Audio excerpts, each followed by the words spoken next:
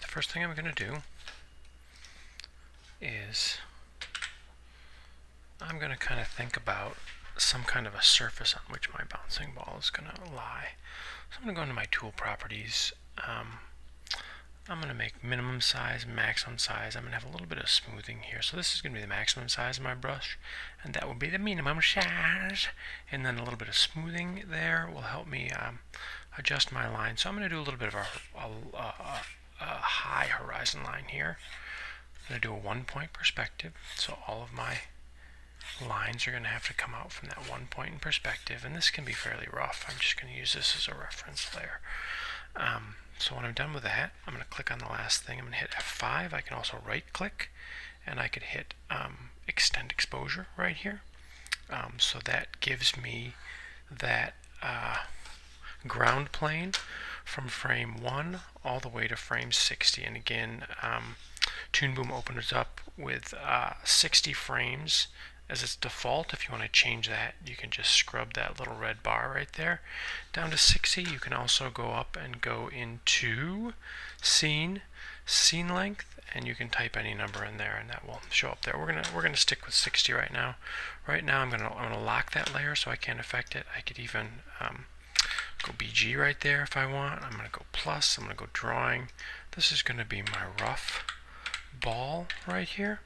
So I'm going to start off and think about the path that ball is going to go in. So I'm going to grab another color here, double click on that. I'm going to go to multi-wheel mode.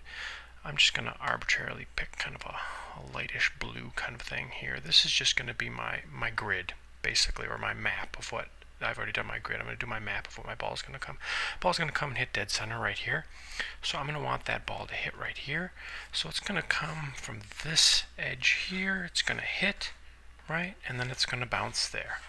So I'm just going to have it come up here, bounce, and then maybe bounce again right here. And you can see the arc of that ball. It's getting smaller each time, right? I'm going out of screen. So I'm going to pick another color here.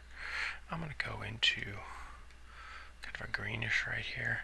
So then I'm going to kind of draw the ball. I'm going to draw my keyframes. So the keyframes on this bounce is going to be the top of the arc here, right?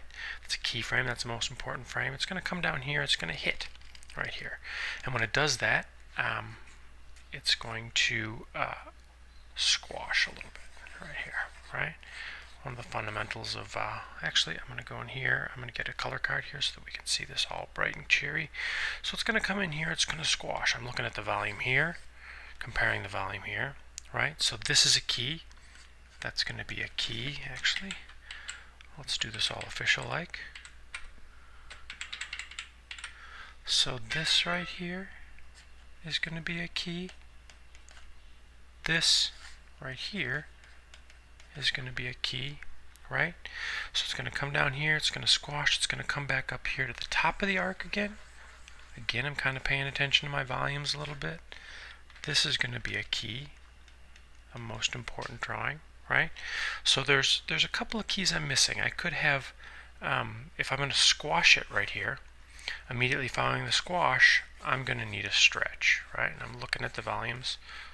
I could push this one up a little bit more. That's a little low. So I've got a key here, right? So right now I've got 4 keys. I've got the initial up here. I've got the squash here. I've got the stretch. And then I've got the second up here at the top of this arc right here. One key that I can add, it's kind of a, not necessarily a realistic key, right? But let's say I wanted to just give it a little bit more momentum. I could have it kind of squash into here, right? Now this wouldn't happen in real life, but it's kind of anticipating this hit right there. So we'll talk a little bit about that later. So this could be a potential key right there. So I got a key here, key, key, key, key, right? So right now I've got 4 to 5 keys just to get me from the top here to the top here, right? So if we think about this in terms of time, we could think about this as being any rate of time, but I'm going to think about it as being about a second, 1001. I'm going to move it down slightly like that. I don't want that on the horizon line, maybe like that, right? So if we think about the bounce going 1001, 1001, right?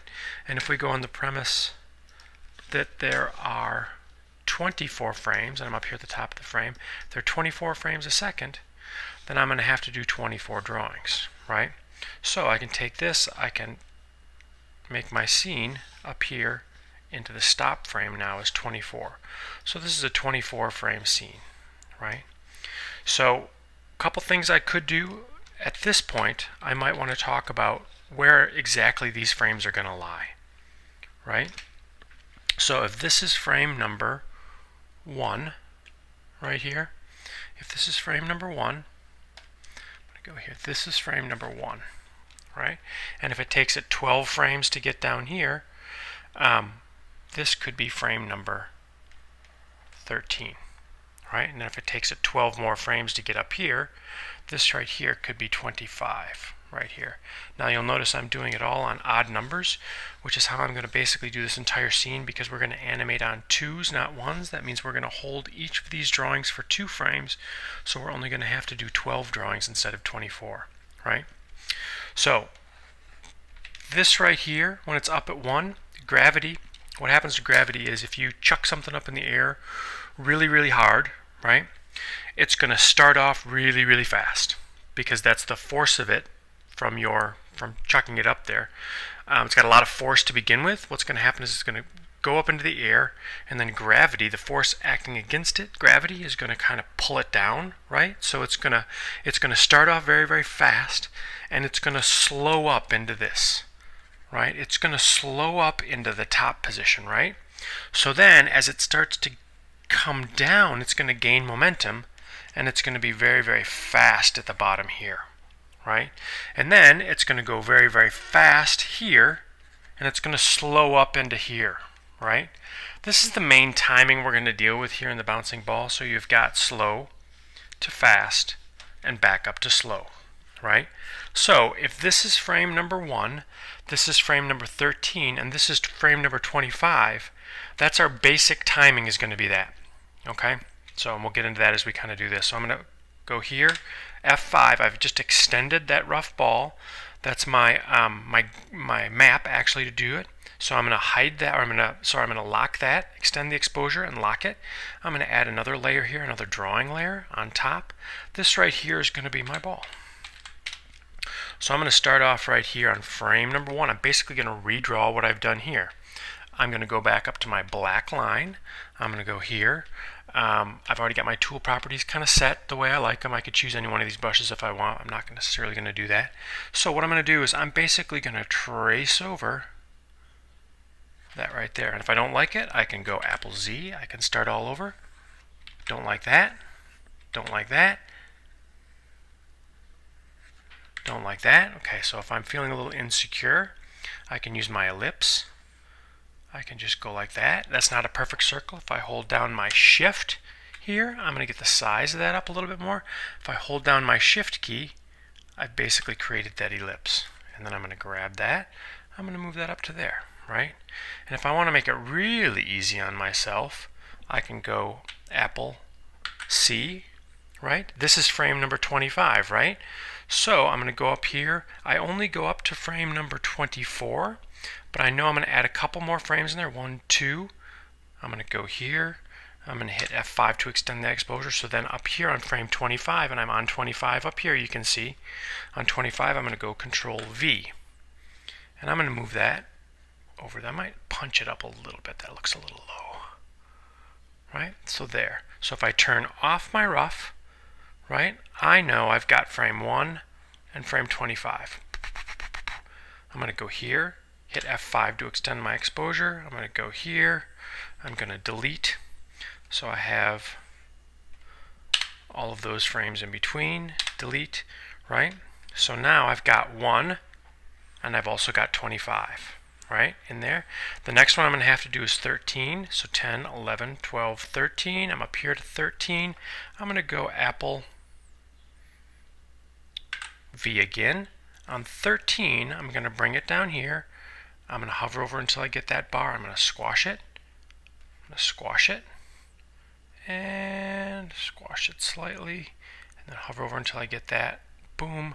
I'm going to see about my volumes and see if those are pretty good.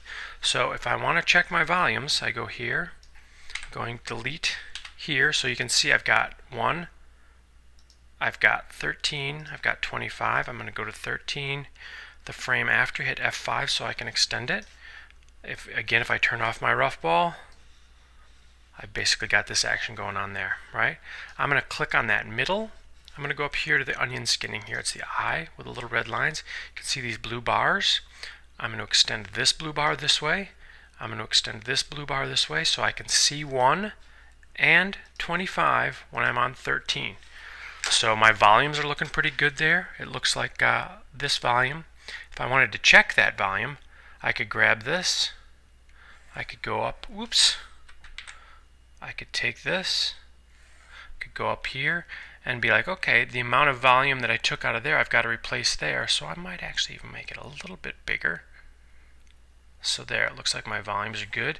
I'm going to move it back down here. I'm going to go over my rough so I can check my placement on that. Up into there, right? So now I'm going to go, I want to copy that squash now. I'm going to go Apple C when I've got that highlighted. I'm going to go to frame number 15 right here, and I'm going to go Apple V. Then I'm going to go like this and like this. So that now becomes 15. I'm going to go to this one right here, which is frame number 11, and go Apple V. I'm going to go like this and like this. Okay, so now if I take off my rough, I've basically got, I'm going to go here, delete, here, F5, here, F5, because I'm making them all 2s. So I've got 1, 11, 13, 15, 25, right there. So you'll notice that these 3 are together here, right? These are all my key frames. This is 1, this is 11, this is 13, this is 15, this is 25. Right? All good? All good. So now I have to figure out the timing in between these keys. So if I go back to my map here, right? I've got 1, 13, and 25. So in animation, the way that we make things slow is the more frames closer together, the slower it is, right? So if I have, say, a ball, I'm just going to go up. I'm going to create another layer here. Drawing. So if I have a ball here, right, and I have it going here to here, and we're just going to look between 1 and 13 here.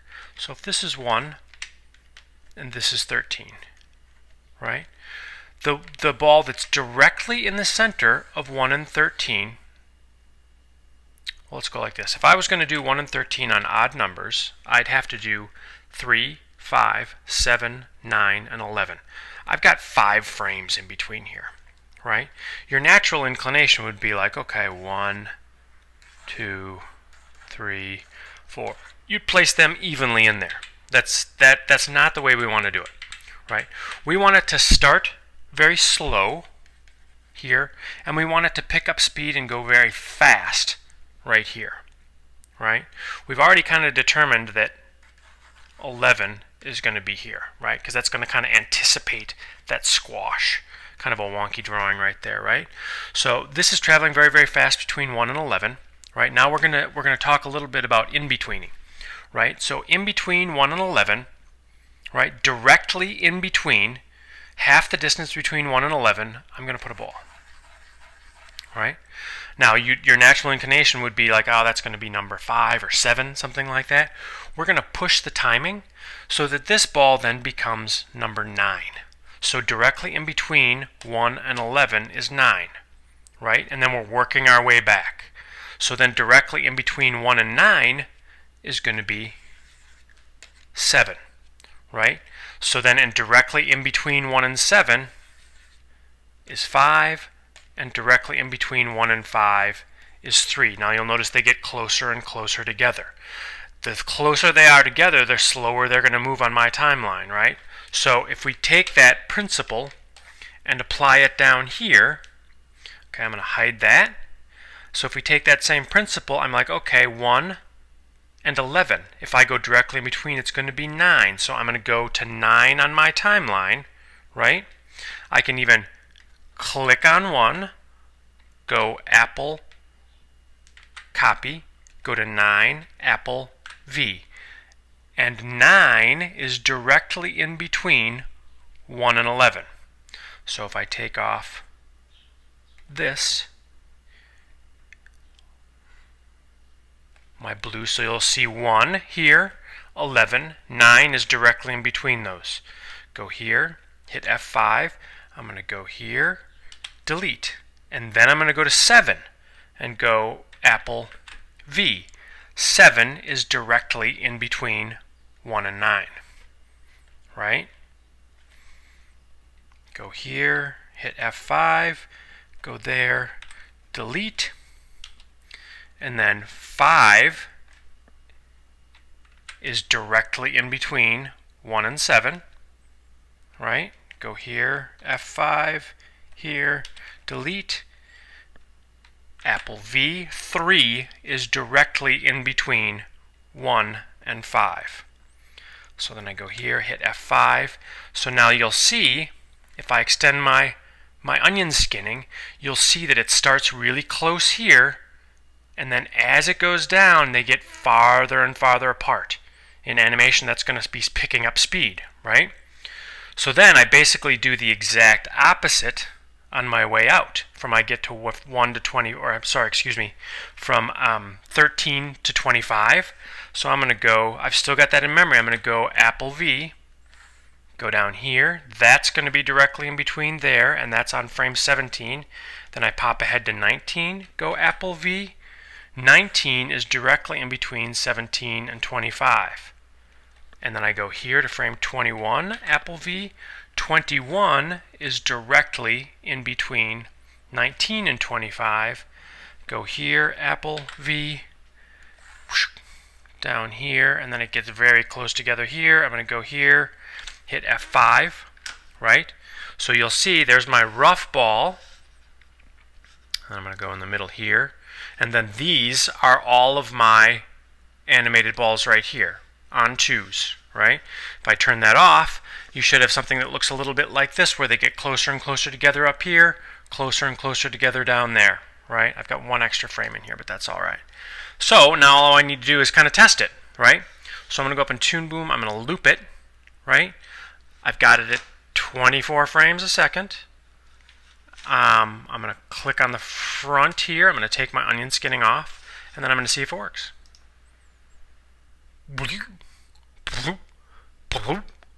Right? So it looks pretty good, right? It kind of, you can see it starts slow, goes down. One thing we can do at this point is it's slow, slow, slow, slow, slow. It's picking up speed. I like the timing there. My arc is pretty good there. All of these are all on 1s, right? So if you look at it, it looks a little wonky in the middle there. It looks a little kind of, I'm holding those frames a little bit too long, I think. So when you really push the frames like this one, and this one, it might be better off for you to put those all on 1s.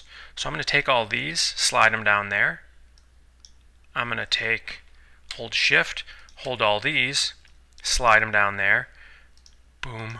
And then I'm going to hold all of these and slide them down there. So you'll notice this one, 11, 13, and 15 were kind of my wonky ones. I put those all on 1s, right? And then I'm going to make my timeline a little smaller there to encompass all of those, and I'm going to see how that looks. So then I'm going to go up here still on loop. So then you see it springs up a little bit. Boink, boink, boink. It's got a little more action there in the middle. It doesn't look quite so slow there kind of in the middle. So you can play around with those. And if you want to be, I don't know if I like that so much, you can take these. I'm going to extend it 1 frame. I'm going to do, what am I going to do here? I'm going to take all of these.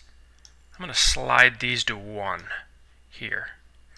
Actually, I'm going to slide this to 1 there too. So I'm basically holding that mid position 2. So I've got this on screen for 1 frame, this on screen for 2, this on screen for 1, and then I'm going to see if that looks any better there. I kind of like that. It's got a little bit of weight on the bottom there. So that's basically the bouncing ball timing. We'll take a look at this once again. So we start off with basically a 1 second animation. I've got my key on 1, which is the top of my arc. I got my key on 13, which is the squash, the bottom of my arc. I got my key on 25, which is the top of the arc. So I've got a squash on 13. I anticipated that squash on frame number 11, and then I had the stretch on frame number 15. Right? In between 1 and 11, 9 was my in between. In between 9 and 1, boom, boom. Oh, I hid that ball. Okay, so in between 1 here and 11, the in between was 9. In between 9 and 1 was 7. In between 7 and 1 was 5. In between 5 and 1 was 3. Right? So slow, slow, slow coming up here, fast here, anticipation, squash, stretch, and then it slows up again here in the end. So you can see the end product should be a fairly nice kind of bouncing ball. Thank you very much. This is my lesson number 1, the bouncing ball. So if you want to see any more, I will hopefully be posting more soon. Thank you very much. Bye.